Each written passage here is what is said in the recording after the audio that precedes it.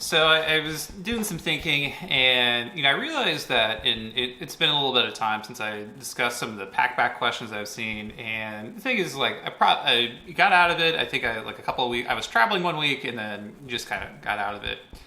And after talking with a couple students, I think doing some like professional development teaching wise, it really is important for you guys, to, I guess, like see questions that are interesting from other people and stuff like that, because really, like, all of you are intelligent people who made it here into college, many of you for the first time in your families. And I think, after doing some research and talking to some people, like, it's easy to have, doubts about yourself. Are you asking the right questions? Are you engaging properly? Do you think you're good enough? And the thing is like, I like to use these questions to highlight some of the, the great questions and insight you guys have, and as well as to encourage that kind of behavior. And so, I think, like, I just got distracted. I had been posting them, and I'm sorry about that, right? Because I do want to make this a class where, we're connected, even though we're not the same person, because I like seeing what you guys think about, what do you have to say, and stuff like that, right? So I'll try to be more consistent with that. So we'll go back and we'll take a look at a few of these, right? And, these are just ones that caught my eye immediately. There are plenty of great questions and responses, but these are just the ones that came up. So this first one that comes from Noah Wilson, and who's asking, why are poverty-stricken, low-income neighborhoods predominantly home to minorities? So low-income communities in the United States have always predominantly been called home by minority groups such as African Americans. There's also where crime rates are high and median income levels are low, and rarely inhabited by white counterparts. And so they tend to be, have certain characteristics like poverty, residential instability, and racial heterogeneity, which can lead to social disorganization. And these theories are used to explain crime. So I guess that's a really important question about, because, is this something that just happens, right? Or does it not at all, right? So if you look back at like the history of the country, right, none of this is like by accident, right? Even though you had areas in the North where, people who were former slaves could be free, and there wasn't like enslavement, right? There's still, really, a mixture of, resources where people are seen as like you're isolated, or socially it's not acceptable for you to be in certain areas. There's this book called Beloved by Toni Morrison that I read recently. And in the city, the story takes place in Cincinnati, Ohio. And more or less, a lot of the descriptions are talking about that even though this was a free state, right, like where, people had escaped from Kentucky up into Ohio, you still, there's definitely situations where, you couldn't access the same store as other people, right? So there's this segment of isolation, right? Or there would be, areas and spots where, people of color were told you can live in these certain areas. Or else stay with your own kind, like kind of thing, right? To the point where, they end up grouping and isolating in those areas, or not necessarily isolating, but they're forced to work in those areas, right? That was especially true in places like in the South as well, where Jim Crow laws, specify that there are white restaurants, and then for coloreds, I'm using that as a historical term, where their colored people cannot access, the same water fountains, the same bathrooms, the same, restaurants, movie theaters, and stuff like that, right?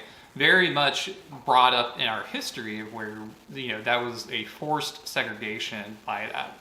In terms, the other part that comes into it, right, is that historically, and still true to some extent today, where, people of color were paid less than their white counterparts, right? And so when you are paid less, right, you have lower income and you're forced to live in areas with lower income, right? Which also happens to be populated by other people of color, right? Like, it was really a huge, significant problem today, and still is, right? The other part also to consider is that, in terms of banking, in terms of housing, in terms of mortgages, right? There was very rampant that you would have areas where realtors or banks, like if someone was like, I want to buy a home, they'd be like, okay, you can stay in this set of homes, right? Oh, you could imagine living yourself here, right? But if you were a person of color, you wouldn't be showed the same kinds of homes, right? You would be like, well, don't stay there. You'd feel much more comfortable here, right? Or they just like wouldn't even say anything, and you wouldn't even be shown the same homes that a white person would receive, right? And so over time, what ends up happening is that if you're only shown a select group of homes, right, you then think, well, these are the only ones available, or the only ones that I have access to, or the only ones that I'm allowed to get a loan to buy, right? And so you create this forced segregation that, is not right, right? And so you have this history where some areas are inhabited by people of a certain ethnic background, that have been always because they were kind of like forced to. They didn't have the freedom to live wherever they wanted, and there are a lot of structural issues in society that prevented that. There's what am I thinking of? And like the other part too is that a lot of like white people would be like, oh, stay on that side of town, stay separate and segregated. It's like a bad side of town. Even though it may not be, right? But they would, there's sort of like this myth or belief that those are dangerous areas and white people shouldn't be there. They really should be kept separate. And I think that is, a skimming over a lot of the existing issues related to that, but also highlights that for many years in our society, in American society, where there was, a lot of de facto segregation that occurred, where people were not given the same opportunities to live as like white people, right? And told you could only stay in these areas. What's interesting now is that we consider, depending on, your interpretation, right? You have urban renewal people and gentrification people, where people want to invest money in certain areas, right? And like buy up the real estate, redo it, make it a cool hip place, right? And it ends up, shifting property values up and displacing people who've lived there or their families have lived there for generations, right? And so even though there's money in the area and maybe there's new resources, maybe it's more attention from the city in terms of fixing potholes and, other infrastructure stuff, other people are forced out because they can no longer afford to live there anymore. So it's interesting that like these areas where people were forced to live in for so long, then that became their home, and that's where they have like their history. They're now being forced out of, right? It's a fascinating little problem, right? At the same time, like cities are like, great, we love urban renewal. Oh, it's a much better area, but like you're also dismissing like the history that comes with it, right? As if people can just like move on, right? Or that they would want to move on. Great question, Noah. Really important one. I think it's something. There was some book that was like talking about. I bought it and I haven't read it. I can't remember.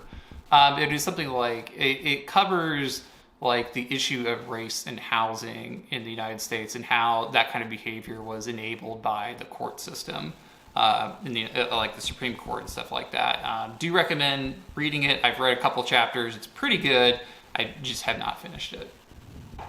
And then for a little second one, right, this is from Zoshira Gonzalez, or Zoshira. I have no idea. I completely apologize.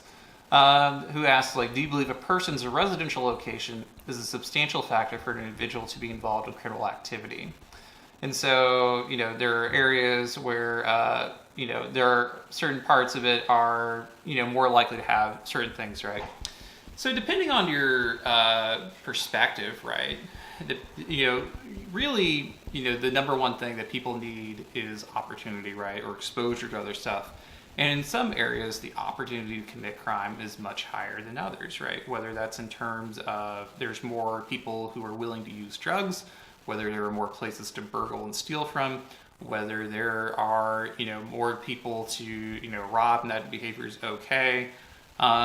Whether, it may be okay if you work in an office building to steal, sensitive financial information, right? There's a lot of different factors related to that. So I would say that, where you're located and the people that you're around can enable one to fall into a life of crime or to be at least more tempted to do that.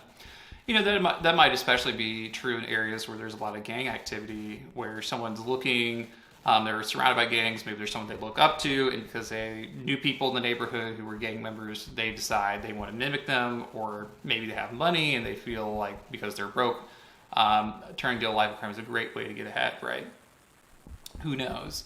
But I would say, the opportunities that you have, both criminal and not, can often set you on a life course trajectory that may or may not be good for people. And I think, it's really important to think about, like, if we are interested in limiting crime, especially when we know crime is concentrated in smaller areas, what can we do to make it so crime is less attractive of an option, or there is such a wide array of different opportunities that people know about, aware of, and can access that limits in the future. Curious to see what you guys have to say about those topics. Look forward to reading them. But love those questions. Really appreciate you guys putting the effort. And I guess I'll try to be more consistent with these. So until then, I'll see you all later.